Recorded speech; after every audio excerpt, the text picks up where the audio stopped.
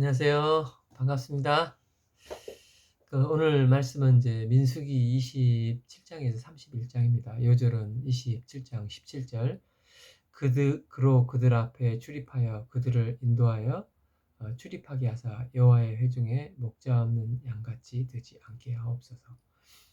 27장은 두 개의 사건이 있는데 앞부분 11절까지는 슬로보앗의 딸들의 이야기가 나옵니다. 이제 12절부터 끝까지는 모세가 마지막으로 아비람 산에 올라가 하나님과 대화하는 장면이 나옵니다. 1절에 이제 길르앗의 손자 헤벨의 아들 슬로보앗의 딸들이 찾아왔으니 그의 딸들의 이름은 마라와 노아와 글라와 밀가와 다르사라. 딸들이 왜 모세를 찾아왔습니까? 3절에서 우리 아버지 슬로보앗이 고라의 무리에 들지 아니하고 아들이 없어 죽은 것입니다. 그러면 그 시대의 분위기는 남성들에게 재산이나 유산이 대물림 됐기 때문에 딸들이 받을 수가 없습니다. 그렇다면 이제 슬로보앗의 재산은 아버지 형제들에게 형제들이나 자녀들에게 연결될 것입니다.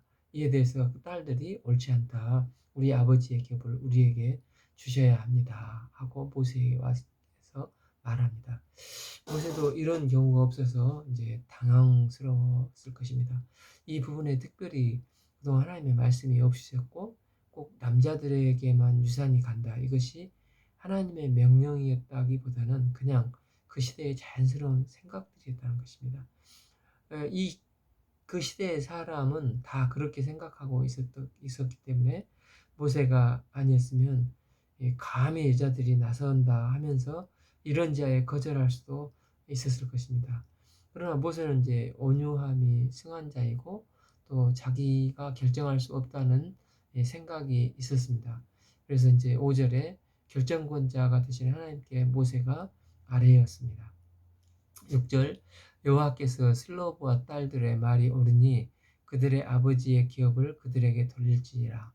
이제 8절 너는 이스라엘 자손에게 말을 하여 이르기를 사람이 죽고 아들이 없으면 그 기업을 그의 딸들에게 돌릴 것이요 즉 여성들에게 재산 소유와 여성의 기업 상속을 인정해 주라고 합니다.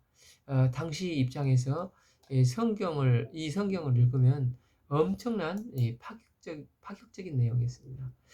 여기서 일단 인정이 되지만 뒤에 가면 이제 현실적으로 이제 인정이 되지 않습니다. 왜냐하면 그때 당시 풍습과 문화에서는 정말 받아들이기 어려웠던 이 급진적인 율법이었던 것입니다. 다만 땅이 다른 지팡이 넘어가지 못하도록 결혼은 꼭 자기 지파 안에서만 결혼하라 이런 이야기가 추가가 됩니다. 그렇지만 그 시대의 최대한 약자인 여성의 고난을 인정해 주는 것으로 율법이 만들어져 있다는 것을 보게 됩니다. 특히 슬로보앗의 딸들 같은 경우는 여기서 기업은 단순히 땅의 소유만 인정한 것이 아니라 슬로보앗이란 사람의 한 지파의 이제 우두머리로서 그 땅의 통치권까지 가지고 있는데 이 통치권을 인정을 자녀들이 받습니다. 고대 사회에서 굉장히 파격적이지만 하나님께서는 남녀 모두 하나님의 형상을 따라 만들어졌다는 것을 분명히 표현하고 계십니다. 12절부터 모세가 아비람 산에 올라가서 내가 이스라엘 자손에게 준 땅을 바라보라 하시면서 이제 모세의 후계자로 여호수아를 지명하라고 명령하는 이제 사건입니다. 13절에서 내 형 아론이 돌아간 것 같이 너도 조상에게 돌아가리니 하시고 14절 신광야에서 내 명령을 어기고 나의 목전에서 이 거룩한 권능을 보여주었어야만 했는데 거룩함을 드러내지 아니하였기 때문에 모세는 못 들어간다고 했습니다. 이때 모세의 대답이 어떻습니까? 하나님 너무하십니까? 너무하십니다. 이렇게 말하지 않았습니다. 한 가지 대신 소원을 말합니다. 27장 16절 여호와의 모든 육체의 생명의 하나님이시여 원하건대 한 사람을 이 회중에 세워 17일 그로 그들 앞에 출입하여 그들로 인도하여 출입하게 하사 여호와의 회중에서 목자 없는 양같이 되지 않게 하옵소서. 이 말하는 것을 보면 모세가 가나안에 못 들어가는 것에 대해서는 결코 말하지 않는 것을 보게 됩니다. 그런데 모세에게는 어떤 걱정거리가 있냐면 내가 사라지면 이 회중들을 너무나 이제 제 멋대로 하나님 뜻대로 살지 않는 마치 시시때때로 들이받는 뿔 달린 양들 같은 이들을 어떻게 해야 됩니까? 이들을 하나님의 뜻대로 할 누군가 한 사람을 또 세워줘야 하지 않겠습니까? 모세의 이 목자의 심정이 바로 진정한 리더십이라고 할 수가 있습니다. 그 양떼들은 특징이 눈이 근시여서 맹수가 가까이 오기까지 알아보지도 못한다고 합니다. 또한 사자처럼 맹수의 발톱이 있는 것도 아니고 빨리 달릴 수 있는 다리도 없습니다. 즉 자신을 보호할 수 있는 아무런 무기가 없는 순둥이입니다. 그러나 한 가지 양들은 목자의 음성을 듣는 청각이 매우 발달돼서 예민하게 목자의 음성을 알아낸다고 합니다. 양들은 목자의 음성을 듣고 목자의 보호를 받을 때 맹수의 어떤 습격에서도 가장 안전할 수가 있습니다. 현재 백성들은 비록 뿔 달린 양처럼 목자를 들이받기도 하지만 아직 이들은 어린 양들입니다.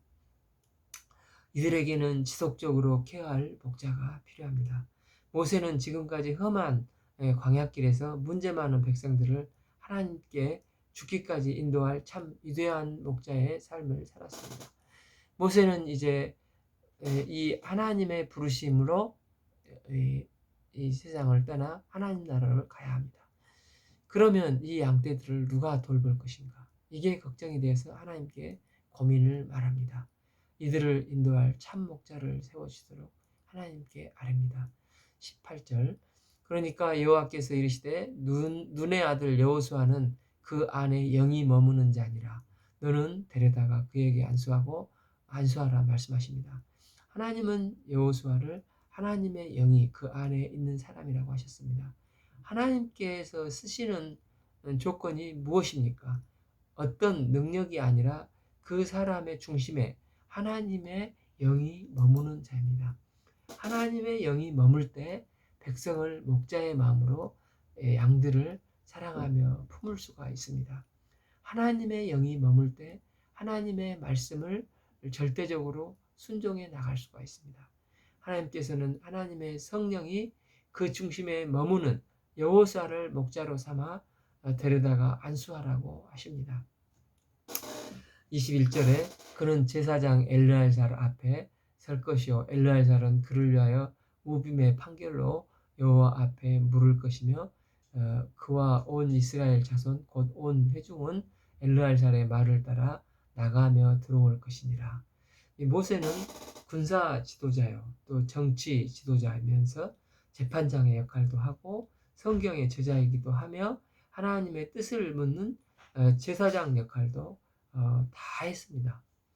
모세가 아론에게 물어봐서 아론이 알려주는 방식이 아니라 모세 한 사람이에게 굉장히 막중한 역할이 부여된 것은 사실이었습니다. 앞에서 이제 슬로보아스의 딸이 왔을 때도 모세가 하나님께 물어보았습니다. 그런데 여호수아가 직접 하나님과 대화하는 것이 아닙니다. 제사장 엘르알살에게 물어보고 제사장 엘르알살은 우림의 판결로 하나님의 뜻을 물어보고 엘르알살이 물어보아서 결정되면 온 이스라엘 자손과 여호수아도 엘르알살의 말을 따라서 나가고 들어옵니다. 이제 역할이 분담이 된 것입니다. 지금까지 이제 모세 한 사람에게 편중됐던 역할이 엘르알살에게, 여호수아에게, 또 장로들에게 이제 분담이 됩니다. 하나님께서는 어떤 결정 상황에서는 아브라함이나 모세, 다윗과 같은 한 사람을 사용하시면서 하나님의 역사를 이루어 가실 경우가 있습니다. 그렇지만 한 사람에게 집중된 리더십은 오래 가지 않고 모든 일이 이제 어느 정도 안정이 되면 분배되는 것을 보게 됩니다. 왜냐하면 하나님께서는 그 시대에 한 사람을 통해서 구속 역사를 이루시면서 메시아의 표상을 보여주시기도 하지만 이제 한 사람의 역량을 이처럼 크게 쓰시기도 하지만 하나님은 기본적으로 공동체를 원하십니다. 하나님은 원래 본인이 삼위일체의 삼위의 공동체의 하나님이십니다. 그리고 하나님께서 이 공동체를 기뻐 받으시기 때문입니다. 그래서 이렇게 역할을 분배해야 되는구나. 우리가 혼자서 하는 경우가 필요한 순간도 있지만 그러나 혼자서 계속해서 나가는 것이 아니라 주님의 몸된 교회를 함께 동역하면서 나가는 삶을 살아야 하겠습니다.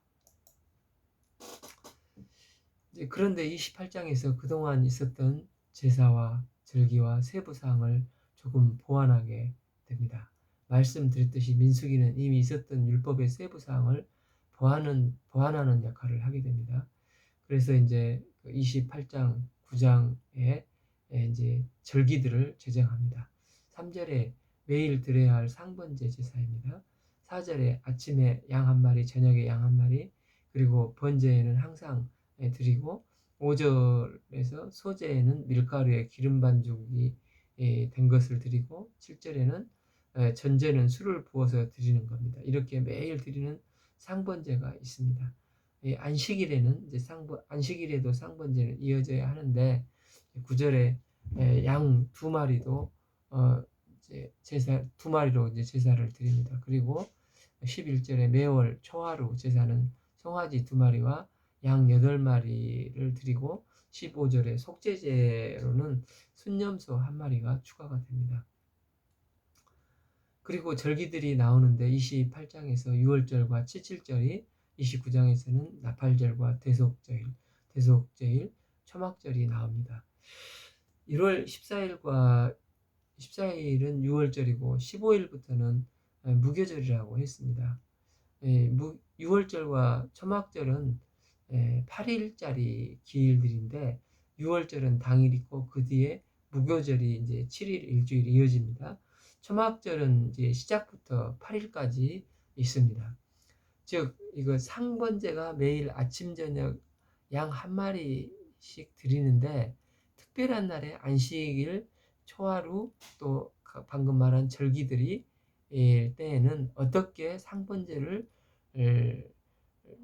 드리는가, 이걸 상번제를 중심으로 보는 내용입니다. 그럼 상번제의 의미는 무엇일까요?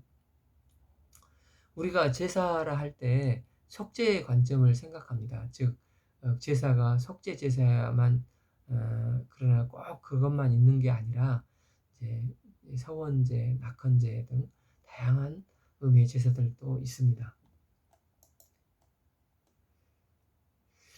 상번제에서 속죄를 위해서는 순념소 한 마리를 추가한다고 했습니다. 그러니까 매일 드려지는 상번제는 그 의미는 속죄도 포함하지만 기본적으로 속죄를 위한 제사이기보다 매일매일 우리의 삶이 번제가 되어야 함을 기억하는 의미라 할 수 있겠습니다. 여기서 번제라는 것은 아시다시피 완전히 태워서 제가 되는 것입니다. 그래서 연기가 하나님께 드려지는 거고 매일 우리가 하나님과 교제하고 우리의 삶이 드려지는 삶을 살아야 한다는 것을 말씀하는데 아침에 이제 새벽 기도로 시작하고 저녁에 이제 저녁 예배를 마치면서 그걸 기억하는 것입니다. 구약에서 제사로 아침에 시작하고 저녁에 제사로 마쳤다면 우리가 우리의 삶이 로마서 12장 1절처럼 매일매일 일상의 상번제처럼 하나님이 기뻐하시는 거룩한 산제물로 드리는 영적인 예배가 되어야 함을 보게 됩니다. 이제 30장에서 여성의 서원 문제를 말씀하시는데 왜 여성의 서원 문제가 중요하냐면 남성의 서원 문제와 좀 다른 문제가 벌어집니다. 2절에서 이제 사람이 여호와께 서원하였거니와 결심하고 하였거나 결심하고 서약하였으면 에, 깨뜨리지 말고 그가 입으로 말한 대로 다 이행할 것이라. 말씀이 서원제의 기본적인 이제 규례입니다. 그런데 세부 규정이 또 있습니다. 이제 3절, 여자가 만일 어려서 아버지의 집에 있을 때 여호와께 서원하거나 스스로 결심하는 일이 있다고 하면 여성의 서원 문제 그 예외적인 조합들을 따로 다루고 있습니다.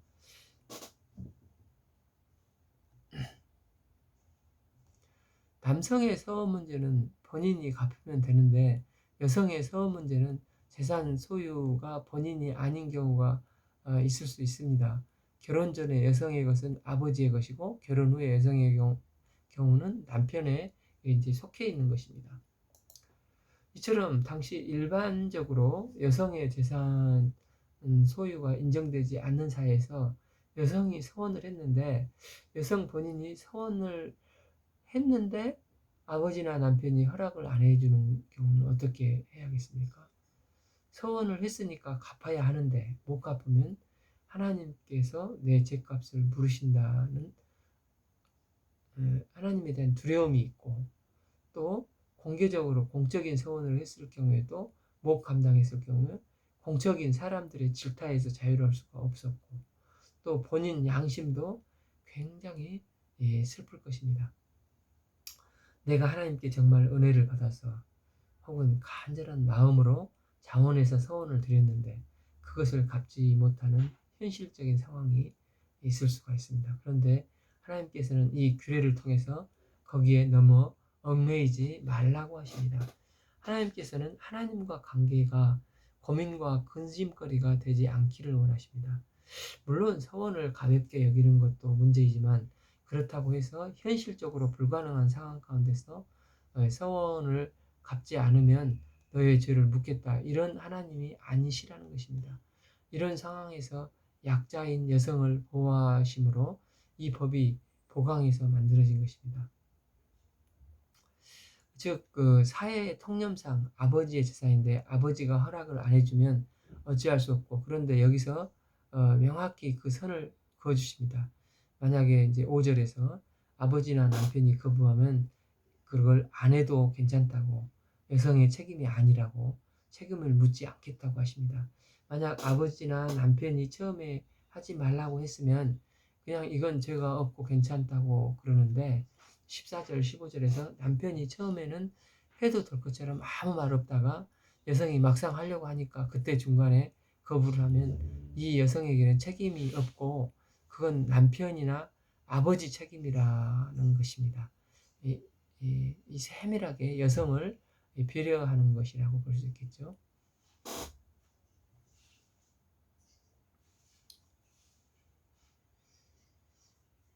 서원을 해서 지킬 수 있으면 좋겠지만 설사 못 지키는 경우에도 마음이 어려워지지 말고 하나님께 솔직하게 고백하는 것을 하나님은 더 기뻐하십니다.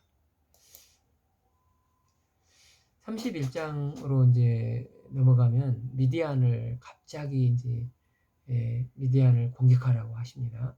2절 이스라엘 자손의 원수를 미디안에게 갚으라. 왜 미디안을 공격합니까? 지금까지 광야를 지내오면서 에돔을 통과할 때도 그렇고 암몬을 통과할 때도 그렇고 다 하나님께서 그들을 공격하지 말라 하셨습니다. 왜냐하면 우리가 공격하러 가는 곳은 가나안 땅이기 때문이었습니다. 가나안 땅은 공격해서 그곳 원주민을 몰아내야 합니다. 하지만 나머지 지역을 통과할 때는 공격하지 말라고 하셨습니다. 지나만 가라고 하셨는데 그런데 억지로 공격하게 되는 것은 바산왕과 아모리 왕, 시온, 아랏 왕들은 자기들이 먼저 공격해왔기 때문에 공격을 했습니다. 그런데 미디안은 의외적으로 먼저 치라고 하십니다. 왜 그러냐면 시팀에서 사건 아시죠? 미디안 여인과 음행한 사건이 있지 않습니까? 거기에 음행 사건으로 미디안을 복수하는 것입니다. 히팀 사건은 완전히 끊어버려야 될 죄악인데 이스라엘에서 다시는 이런 일이 없도록 그것과 단절을 위해서 미디안을 공격하라고 하십니다. 7절 그들이 여호와께서 모세에게 명령하신 대로 미디안을 쳐서 남자를 다 죽였고 8절에서 미디안의 5 왕을 죽였고 부올의 아들 발람도 죽여 대승을 거두었습니다. 그래서 가져온 전리품을 나누게 되는데 전리품들도 다 미디안 것들은 더러운 것들이었습니다. 그래서 이제 심지어 불에 타지 않는 것은 불로 한번 지나가게 해서 정결케 하고 사용하도록 했습니다. 이것을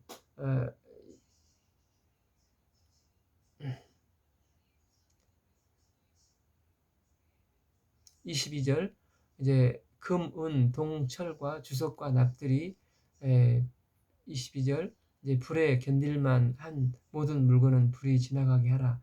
그리하면 깨끗하려니와 당장 정결하게 하는 물로 그것을 깨끗하게 할지며 불이 견디지 못할 모든 것은 물로 지나가게 할 것이라 하며 정결케 했습니다. 21절에 전리품을 전사들만 주는 것이 아니라 모든 사람들이 함께 나눴습니다. 오늘은 이제 27장부터 31장까지 읽겠습니다. 감사합니다.